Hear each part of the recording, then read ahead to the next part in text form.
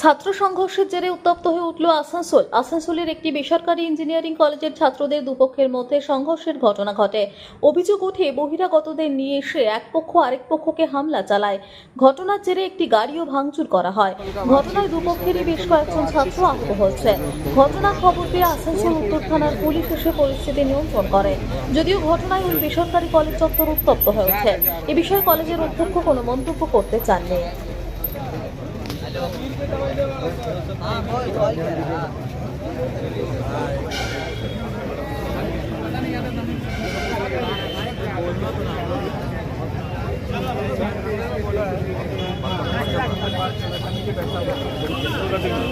सब है शुरू से अंत तक, ठीक है ना। ये नहीं भेज रहे, इसमें थोड़ा हम कहीं ठीक है।